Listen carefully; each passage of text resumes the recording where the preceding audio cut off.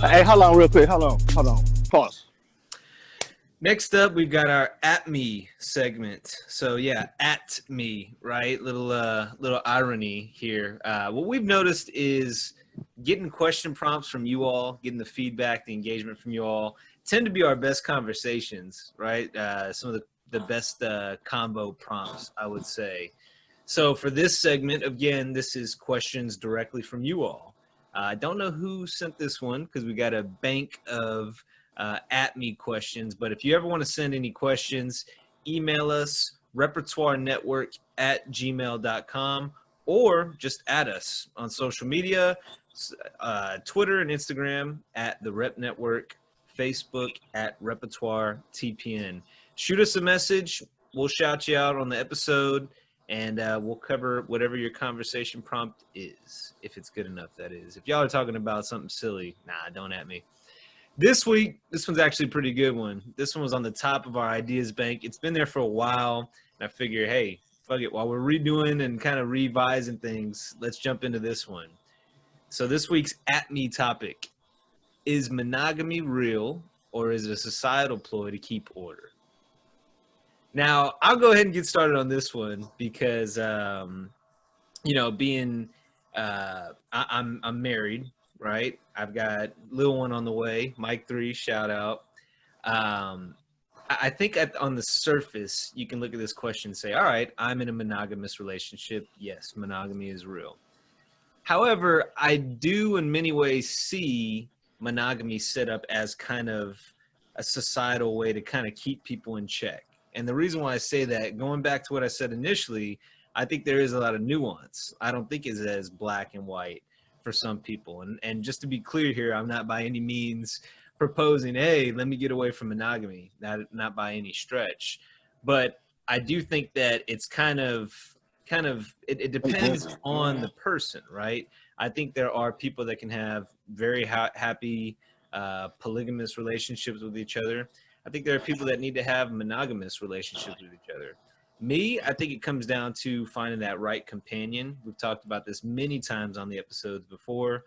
I've found mine. So, I mean, I'm very happy with everything that I've got. Monogamy works for me. But I very much do understand this concept of monogamy being kind of a construct to keep everybody in line. I mean, I'll just leave it there. Whoever wants to jump in. I know we're all in similar boats with monogamous relationships. But Jock, you look most eager to jump in, so I'll let you get in there. When I was younger, I feel, you're not as mature. So you're like, hey, it has to be a certain way and has to be this, has to be that, based on like, stuff that we were taught and like learned and how we were brought up from our parents or whoever, And so now with that being said, the older that I'm getting, I'm a little bit more open-minded, and like, I don't really down people for being in like, polygamy or whatever. Like, I don't down that as much as I used to. Do I still agree with it full-fledged? I don't, but I'm more open-minded now. It's like, okay, like you said, if that makes you happy, cool, whatever. Like, here's I guess what I'm trying to say, it's no rules to anything. It depends on like whoever you're with and like how y'all's thing can work, because at the end of the day, y'all are dating or married to each other. You're not trying to please the rest of the world. And I think people have issues with trying to fit this status quo, and you're afraid of what this person's going to think and what your parents are going to say. No, live for y'all, y'all's family, what's going to actually like work for y'all ultimately. So those are my thoughts on that.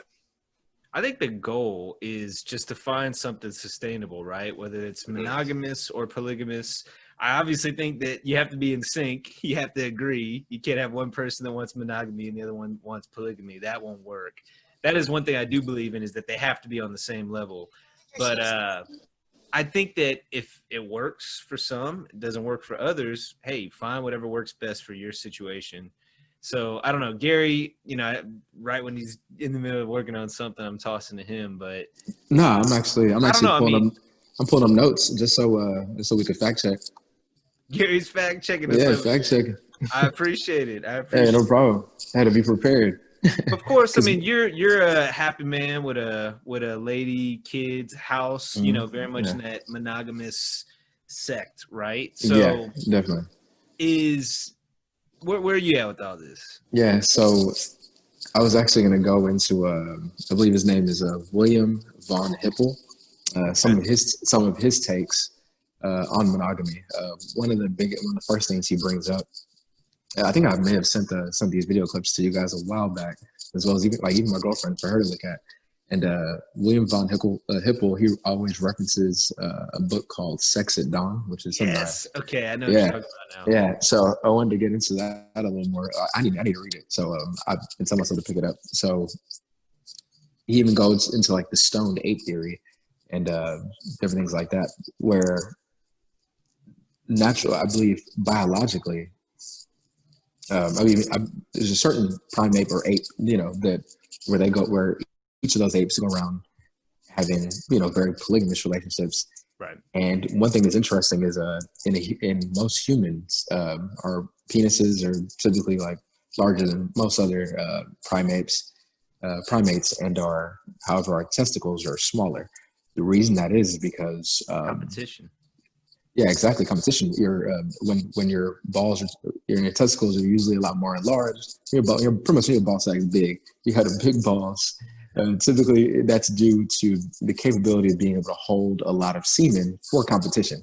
You pretty much have to drown out the other person in front of you biologically. So, with certain apes, they're going to be having the females going to be bouncing around, homie to homie, dick to dick. So you pretty much need, to have a large semen count to pretty much spray it to, to your thing.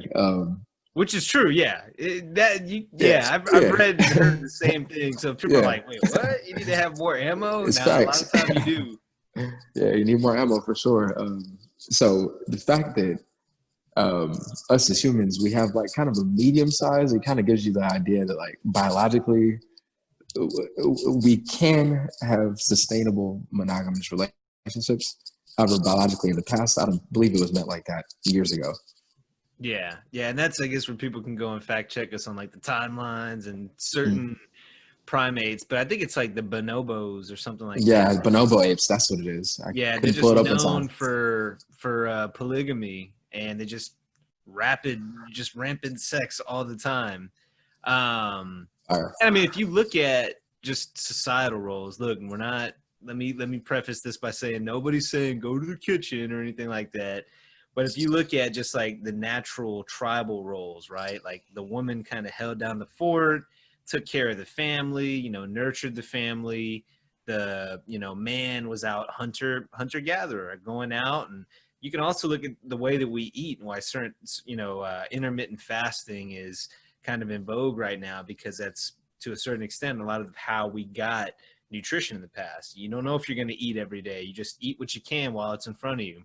So when you think of it that way, and the male's role is just kind of being the cedar, for lack of a better phrase, it kind of looks at, okay, maybe this is more of this is a chaos organizational tool by us saying, hey, monogamy, we know there's not going to be drama.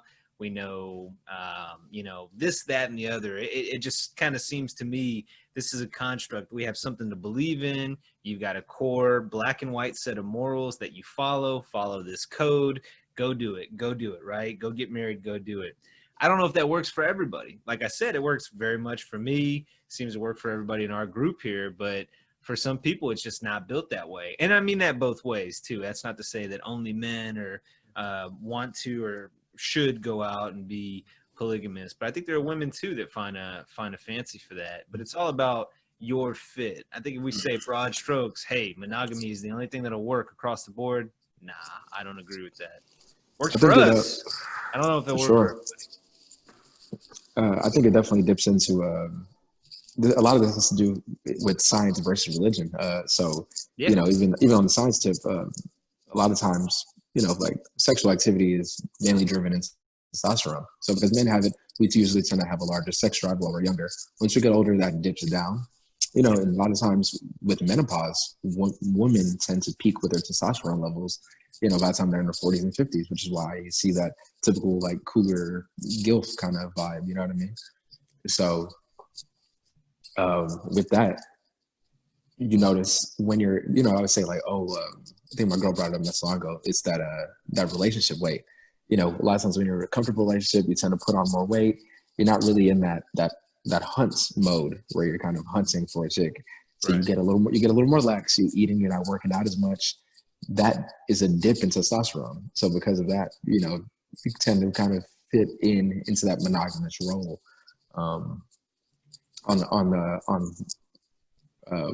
religion, like I find it so weird that a lot of polygamous relationships tend to use the Bible or other resources as their way to be polygamous, and that leads further into the rabbit hole of cults. Because a lot of cult leaders tend to be polygamous. So I just find it interesting that science tells you certain things, and then religion can tell you one thing, which will be monogamy. But if you look deeper, certain cult leaders will use that as a way to be polygamous. Right. So, it's kind of like, I get to be polygamous, but you guys don't. Yeah, I'm in charge. There's a hierarchy here, so I get this privilege, but you all don't. All the while, maybe they don't even want to go with that type of loving or relationships anyway. But yeah, 100%, I agree. Jack, I saw you those raise books. your hand. You got to read them. Yeah, I was gonna say, I don't know, man. As far as that, the whole hunter and working out and trying to just appear more attractive when you are single or whatever. I never really did that. I never really worked out in order to try to get a chick.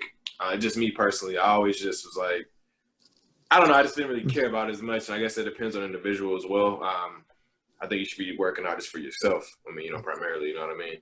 But I never was the type to try to get swole or buff just to get a chick, and that, I understand why people do it, but I just never agree with that personally, Well, John, to clarify, not even necessarily working out. Testosterone levels usually typically dip as being in a relationship, just due to comfortability. You know what I mean? Yeah. Well, I'm not.